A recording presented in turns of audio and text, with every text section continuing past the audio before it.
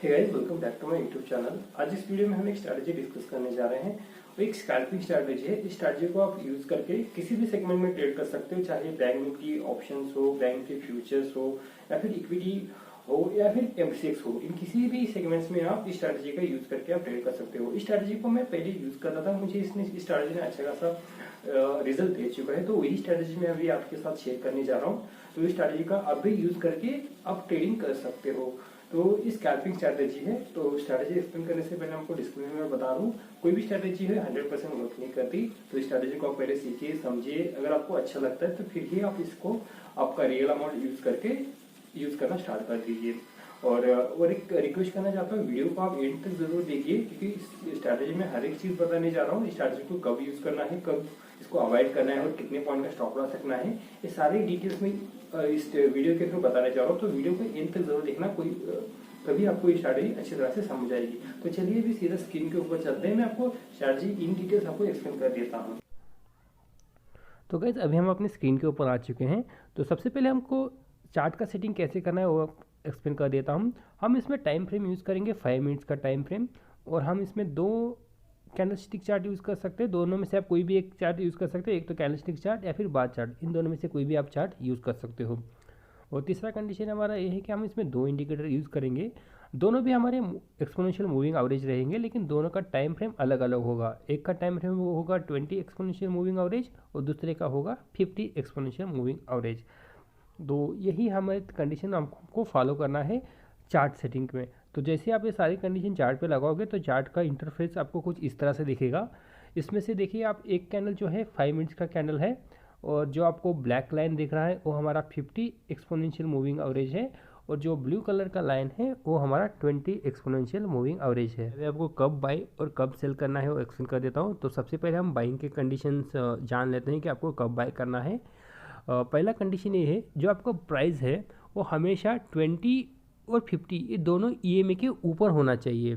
जो आपका प्राइस है जो 20 EMA और 50 EMA के ऊपर होना चाहिए। और दूसरा कंडीशन ये है, हमेशा जो आपका 20 EMA होता है वो हमेशा 50 EMA के ऊपर होना चाहिए। ये हमारा दूसरा कंडीशन है।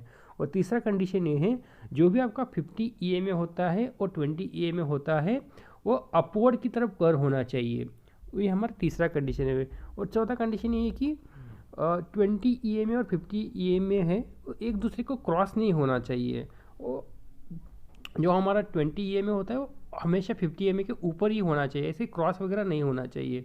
अगर ये सारे कंडीशन आपके फुलफिल होते हैं तो आप बाइंग पोजीशन ले सकते हो। तो जैसी अभी आप यहाँ पे चार्ट के ऊपर दिखा देता हूँ, यहाँ पे चार्ट देख सकते हो। आपका जो प्राइस है 20 और 50 EMA के ऊपर है, और हमारा जो 20 EMA यहाँ पे ब्लू कलर का लाइन देख सकते हो 50 EMA के ऊपर है।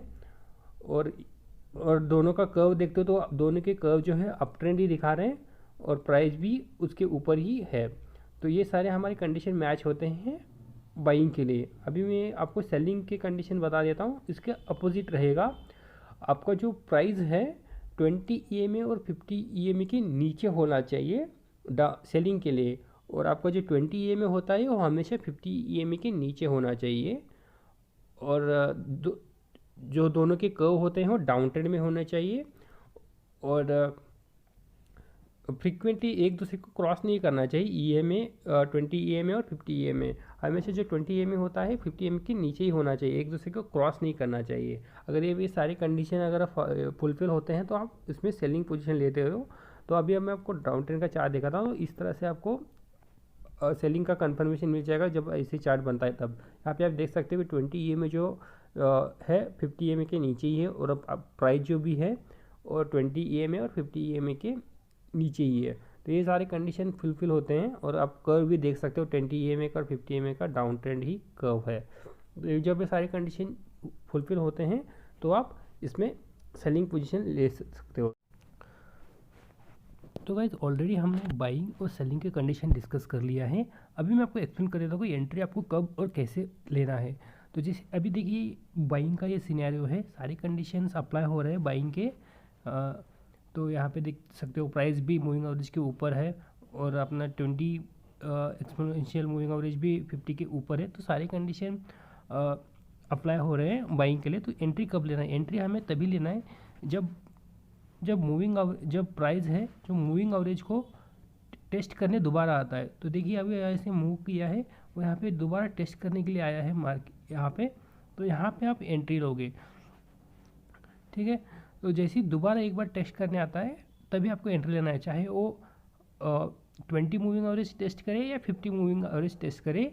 जैसे ही सेकेंड बार टेस्ट करने आ जाता है तभी आपको एंट्री ले लेना है। तो यहाँ पे आप देख सकते हो, यहाँ पे टेस्ट करने आया है, यहाँ पे आप एंट्री लोगे, फिर यहाँ पे आपको मूवमेंट मिलेगा, ठीक है। उसके बाद मैं आपको एक्सप्लेन कर देता हूँ कब इसको अवॉइड करना है। यहाँ पे आप देख सकते हो,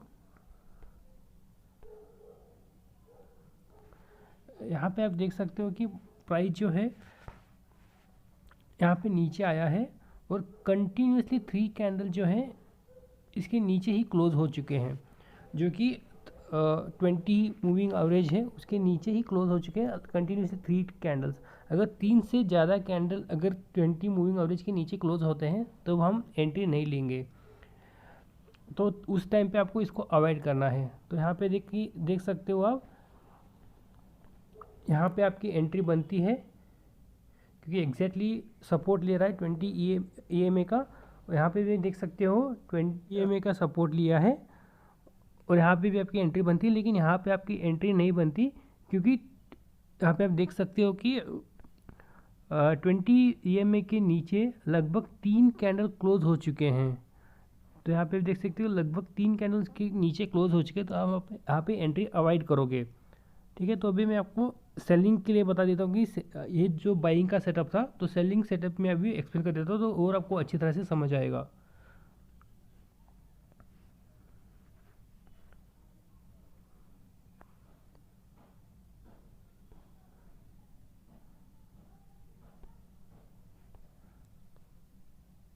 यहाँ पे आप देख सकते हो कि दोबारा प्राइस टेस्ट किया है 20 EMA को, यहाँ पे आपको एंट्री 50 EMA को यहाँ पे टेस्ट किया, तो यहाँ पे आपकी एंट्री बनती है।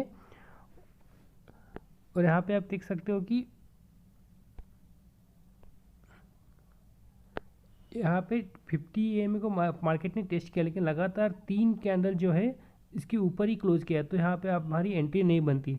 एंट्री आपकी तभी बनेगी जब पहली बार मार्केट प्राइस जो है इस मूविंग एवरेज को टेस्ट करता है और अच्छी तरह से टेस्ट कर देता है और उसके ऊपर क्लोज नहीं करता कंटिन्यूस 3 कैंडल्स, तभी हमारी एंट्री बनती है।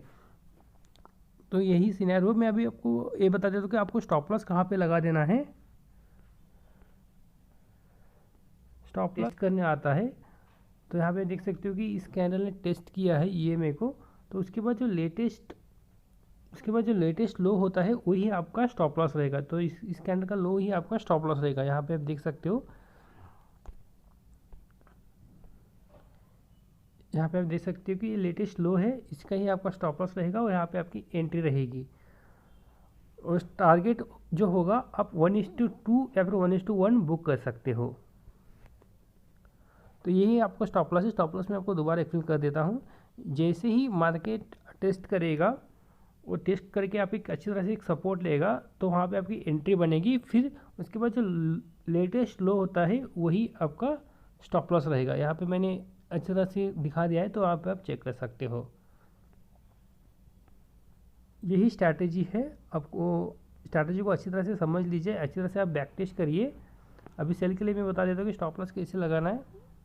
यहाँ पे आप सेल में देख सकते हो, जैसे ही मार्केट यहाँ पे टेस्ट करता है तो यहाँ पे आपकी एंट्री कंफर्म हो जाती है और जो मोस्ट रिसेंट हाई होता है सेलिंग के लिए वही आपका स्टॉप लॉस रहेगा। तो इस कैंडल का हाई ही आपका स्टॉप लॉस रहेगा। यही स्ट्रैटेजी है। आई होप आपको अच्छी लगी होगी। स्ट्रैटेजी को आप एक बार दोबारा रीटेस्ट करिए। अगर आपको स्ट्रैटेजी अच्छी लगती है तभी आप अपना रियल अमाउंट इसमें यूज़ करके ट्रेडिंग स्टार्ट कर सकते हो। और अगर आपको वीडियो अच्छा लगे तो वीडियो को लाइक ज़रूर कर देना। मिलते हैं नेक्स्ट वीडियो में। Thank you so much for watching.